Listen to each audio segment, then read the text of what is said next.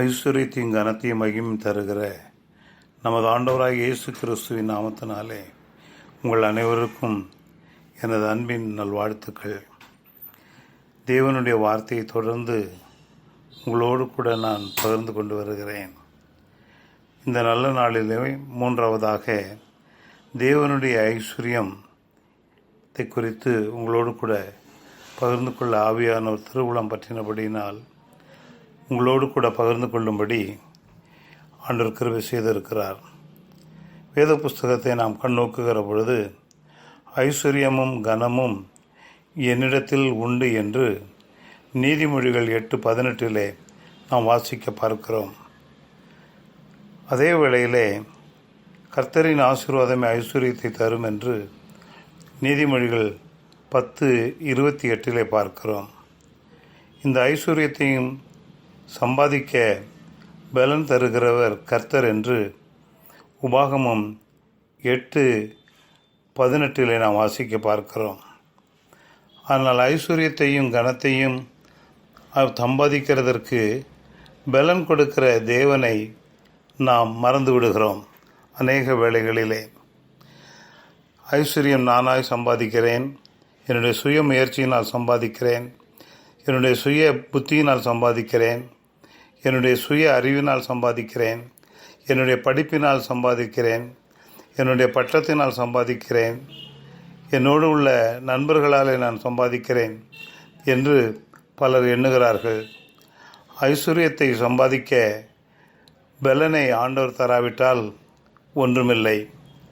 ஆகையினாலே தான் வேதத்தை நாம் கண்ணோக்குகிற பொழுது நிலையற்ற ஐஸ்வர்யத்தின் மேல் நம்பிக்கை வைக்காதே என்று 1 தீமோத்தேயு 6:17 தேவன் தெளிவாய் சொல்லுகிறார். ஐஸ்வர்யவான் தேவனுடைய ராஜ்யத்தில் பிரவேசிப்பதில்லை என்று லூக்கா 18:21 நாம் பார்க்கிறோம்.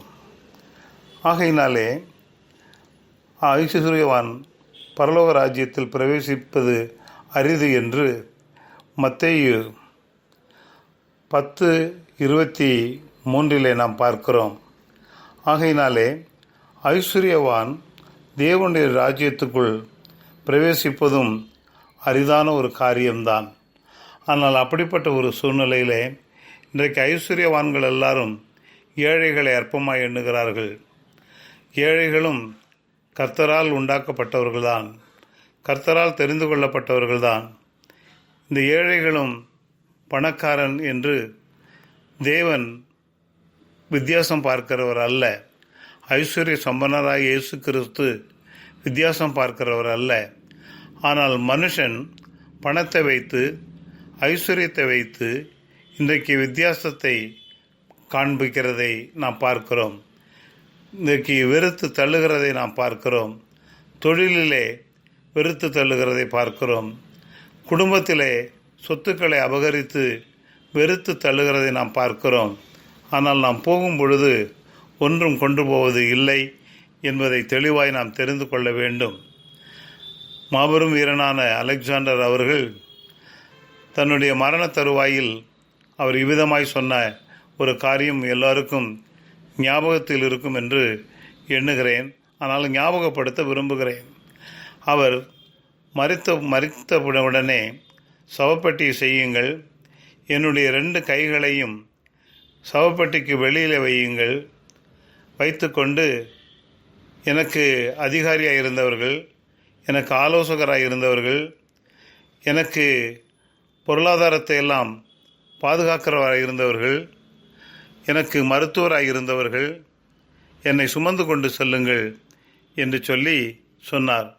ஏனென்றால் மருத்துவர்களால் என்னை காப்பாற்ற முடியவில்லை, என் பாதுகாவலர்களால் என்னை காப்பாற்ற முடியவில்லை, நான் சம்பாதித்த ராஜ்யங்களும் ஐஸ்வர்யங்களும் என்னை காப்பாற்றவில்லை, இந்த ஐஸ்வர்யத்தை எல்லாம் அள்ளி தெருவிலே வீசிவிடுங்கள். இந்த அலெக்சாண்டர் போகும்பொழுது ஒன்றும் கொண்டு போகவில்லை என்பதை இந்த உலகம் கண்டுகொள்ள வேண்டும் என்பதை நீங்கள் நன்றாய் புரிந்து கொள்ள வேண்டும் என்று தெளிவாய் சொன்னார். ஆகையினாலே தான் அருமையானவர்களே, நம்முடைய வாழ்க்கையிலே மிக பிரதானத்தை நாம் பார்க்கும் பொழுது ஐஸ்வர்யத்தையும் தரித்திரத்தையும் குறித்து சொல்லாதே என்று நாம் பார்க்கிறோம். நீதிமொழிகளின் புஸ்தகம் 30வது அதிகாரம் 8வது வசனத்தை நாம் பார்க்கும் பொழுது, ஐஸ்வர்யத்தையும் தரித்திரத்தையும் எனக்கு கொடாதேயும். ஐஸ்வர்யமும் வேண்டாம், தரித்திரனும் வேண்டாம், நான் ஒரு நடுத்தரவாதியாக இருந்து விட்டாலே போதும் என்று சொல்லி சாலமோன் ஞானி சொல்லுகிறதை நாம் பார்க்கிறோம். பாருங்கள், அவ்வளவு ஐஸ்வர்யத்திற்கு, அவ்வளவு கனத்திற்கு, அவ்வளவு மகிமைக்கு பாத்திரனாயிருந்த சாலமோன் ஞானி, ஐஸ்வர்யமும் எனக்கு வேண்டாம், தரித்திரமும் எனக்கு வேண்டாம், ஆனால் நான் ஒரு நடுத்தரவாதியாக இருந்தாலே போதும் என்று சொல்லி அவன் சொல்லுகிறதை பார்க்கிறோம். ஆகையினாலே தான் அருமையானவர்களே, நம்முடைய வாழ்க்கையிலே, நம்முடைய ஜீவியத்தில் மிக பிரதானமான காரியம் என்னவென்று சொன்னால், ஐஸ்வர்யத்தின் மேல் நம்பிக்கை வைக்காதே என்று தெளிவாக நாம் பார்க்கிறோம். ஐஸ்வர்யத்தை நம்புகிறவன் சோதனையிலே அகப்படுவான் என்று 1 தீமோத்தேயின் புஸ்தகம் 3வது அதிகாரம் 1 தீமோத்தேயின் புஸ்தகம் 6வது அதிகாரம் 9வது வசனத்திலே நாம் பார்க்கிறோம். ஐஸ்வர்யத்தின் மேல் நம்பிக்கை வைக்கிறவன், அருமையானவர்களே, அவன் தன்னுடையத்திலே அவன் மிகவும் கனவீனப்படுவான், அவன் வேதனைப்படுவான், அவன் சோதனைக்குள்ளாவான் என்று சொல்லி வேதம் தெளிவாய் சொல்லுகிறது. ஐஸ்வர்யத்தின் மேல் நம்பிக்கை வைத்தால் அவன் சோதனைக்கு ஆளாகி விடுவான் என்று வேதம் தெளிவாய் சொல்லுகிறது. ஆகையினாலே தான் அருமையானவர்களே, வேத புஸ்தகத்தை நாம் கண்ணோக்குகிற பொழுது நாம் அவருடைய தரித்திரத்தினாலே ஐஸ்வர்யவான் ஆனோம் என்று சொல்லி 2 கொரிந்தியரின் புஸ்தகம் 8வது அதிகாரம் 9வது வசனத்திலே நாம் தெளிவாய் பார்க்கிறோம். ஆம், அவர் தரித்திரரானதினாலே ஐஸ்வர்ய சம்பன்னராகிய இயேசு கிறிஸ்து தரித்திரரானதினாலே நாம் ஐஸ்வர்யவான்களாயிருக்கிறோம். ஆகவே நம்மை ஐஸ்வர்யவான்களாக்க அவர் தரித்திரர் ஆனார் என்று வேதம் நமக்கு தெளிவாய் சொல்லுகிறது. ஆகையினாலே தான் அருமையான தேவனுடைய பிள்ளைகளே, நம்முடைய வாழ்க்கையிலே மிகவும் முக்கியமான ஒரு காரியம் என்னவென்று சொன்னால், தம்மை தொழுது கொள்ளுகிறவனைகளுக்கு அவர் ஐஸ்வர்யத்தை தருகிறார் என்று ரோமர் 10:12 பார்க்கிறோம். அவரை தொழுது கொள்ளுகிறவர்களுக்கு, உண்மையாய் தொழுது கொள்ளுகிறவர்களுக்கு, உண்மையாய் தொழுது கொண்டு அவரை சேவிக்கிறவர்களுக்கு, அவருக்கு உண்மையாய் தொழுது கொண்டு இந்த உலகத்திலே நன்மை செய்கிறவர்களாய், மற்றவர்களுக்கு நன்மை செய்கிறவர்களாய் இருக்கிறவர்களுக்கு அவர் ஐஸ்வர்யத்தை தருகிறார். ஏனென்று சொன்னால், அவர் இந்த உலகத்திலே வாழ்ந்த பொழுது அவர் நன்மை செய்கிறவராய் சுற்றி திரிந்தார் என்று அப்போஸ்தலர் 10:38 நாம் பார்க்கிறோம். இயேசு கிறிஸ்து தீமை செய்கிறவராய் அல்ல, நன்மை செய்கிறவராகவே இந்த உலகத்திலே சுற்றி திரிந்தார். நாமும் நம்முடைய வாழ்க்கையிலே அருமையானவர்களே, உலகத்திலே சுற்றி திரிகிறோம், பொருளை தேடுகிறோம், ஆஸ்தியை தேடுகிறோம், அதை நிலையானது அல்ல. ஆம் பிரியமானவர்களே, ஆம் அருமையான தேவனுடைய பிள்ளைகளே, எனக்கு தெரிந்தவரை எத்தனையோ ஐஸ்வர்யவான்களெல்லாம் தன் பிள்ளைகளுக்கு கோடிக்கணக்கில் சேர்த்து வைத்தவர்களெல்லாம் இன்றைக்கு அருமையானவர்களே குட்டிச்சவராகி அவர்கள் பிள்ளைகளெல்லாம் இன்றைக்கு நடுத்தருவிலே நிற்கிறதை நான் பார்க்கிறேன். ஆம், வேதனைக்குரிய ஒரு காரியம்தான், வெட்கத்துக்குரிய ஒரு காரியம்தான், துக்கத்துக்குரிய ஒரு காரியம்தான். ஆனபடினாலே தான் அருமையானவர்களே, வேதத்திலே நாம் கண்ணோக்குகிற பொழுது ஈசாக்கு ஐஸ்வர்யத்தினால் விருத்தி அடைந்தான் என்று மிக அருமையாக ஆதியாகமம் 26:12 நாம் பார்க்கிறோம்.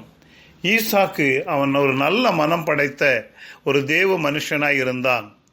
அவன் ஈசாக்குக்கு ஆபிரகாமுக்கு குமாரனாயிருந்து அவன் தன்னுடைய வாழ்க்கையிலே அவன் நல்ல மனம் படைத்த ஒரு தேவ மனுஷனாய் இருந்தது நிமித்தமாக அவன் ஐஸ்வர்யத்திலே நாளுக்கு நாள் விருத்தி அடைந்தான் என்று வேதம் தெளிவாய் சொல்லுகிறது. அவன் அநேகருக்கு நன்மை செய்தான்.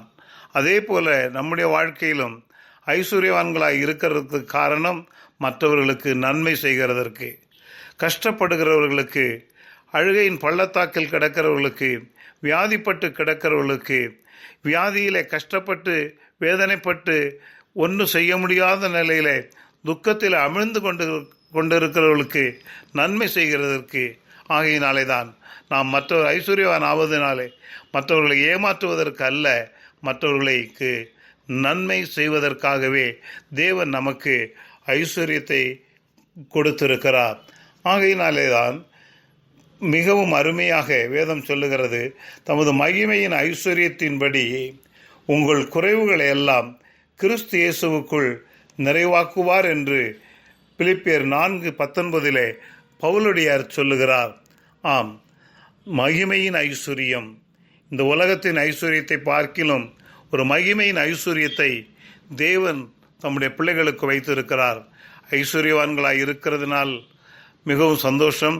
ஆனால் தேவனுக்கு பிரியமானவர்களாய் இருக்கிறது அதைவிட சந்தோஷம். அதை பார்க்கிலும் தேவனுடைய பிள்ளைகளுக்கு, கஷ்டப்படுகிறவர்களுக்கு நன்மை செய்கிறது அதிக சந்தோஷம்.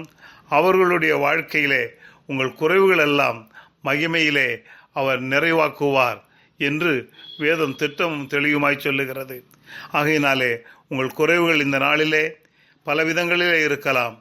பலவிதங்களிலே கடன்கள் இருக்கலாம், பலவிதங்களிலே பாரங்கள் இருக்கலாம், போராட்டங்கள் இருக்கலாம், சஞ்சலங்கள் இருக்கலாம், தவிப்புகள் இருக்கலாம். யாரிடத்தில் என் பாரத்தை சொல்லுவது என்று சொல்லி கண்ணீரோடு கூட கலங்கி கொண்டிருக்கலாம். ஆனாலும் கர்த்தரிடத்தில் சொல்லுங்கள், உங்கள் ஐஸ்வர்ய குறைவை அவர் மாற்றுவார், கடன் பிரச்சனையை மாற்றுவார், கண்ணீரை துடைப்பார். நாம் கர்த்தருடைய சமூகத்திலே நாம் ஜெபிப்போமா? எங்கள் பரலோக பிதாவே, வேதம் மிக தெளிவாய் சொல்லுகிறது, ஐஸ்வர்யம் உம்முடையது என்று வேதம் சொல்லுகிறது. ஆனபடியினால் உம்முடைய ஐஸ்வர்யத்தை நாங்கள் பெறுவதற்கு நாங்கள் உம்மை தொழுது கொள்ள வேண்டும், உம்மை நோக்கி நாங்கள் ஜெபிக்க வேண்டும், உமக்கென்று எங்களை அர்ப்பணிக்க வேண்டும். எங்களால் இயன்றவரை ஆண்டவரே இல்லாதவர்களுக்கும் ஏழைகளுக்கும் நன்மை செய்ய வேண்டும். இந்த உலகத்திலே நாங்கள் உமக்கு சாட்சியாய் வாழ ஆண்டவரே நாங்கள் மீண்டும் இழந்த யாவையும், ஆண்டவர் யோபு இழந்த யாவையும் திரும்ப பெற்று கொண்டது போல ஆண்டவர் இழந்து போனதை தேடவும் ரட்சிக்க வந்த இயேசுவே, உம்முடைய பிள்ளைகளுடைய வாழ்க்கையிலே இழந்திருக்கிற யாவையும் திரும்ப கொடுத்து ஒரு உணர்வுள்ள இருதயத்தோடு கூட, ஒரு உத்தம இருதயத்தோடு கூட, உன்னதமான ஆசீர்வாதங்களோடு கூட உம்முடைய நன்மைகளை, உம்முடைய ஐஸ்வர்யத்தையும் ஆஸ்தியும் சுதந்திரித்து கொண்டு சந்தோஷத்தோடு இயேசுவே உம்முடைய நாமத்தை மகிமைப்படுத்த அனுக்கிரகம் செய்யும்படி இயேசுவின் நாமத்தில் ஜெபிக்கிறேன் ஜீவனுள்ள பரிசுத்த பிதாவே. ஆமேன், ஆமேன். கர்த்தர் உங்களை ஆசீர்வதிப்பாராக. இந்த அருமையான நல்ல நாளிலே நீங்கள் ஜெப உதவிக்கு எங்களோடு தொடர்பு கொள்ள விரும்பினால் எங்களுடைய முகவரி brother S Jebastin, Jesus voice ministry, 376 Bharathiyar road, Karaikal 609602, Pondicherry state. Mobile number 9443875298. God bless you. கர்த்தர் உங்களை ஆசீர்வதிப்பாராக.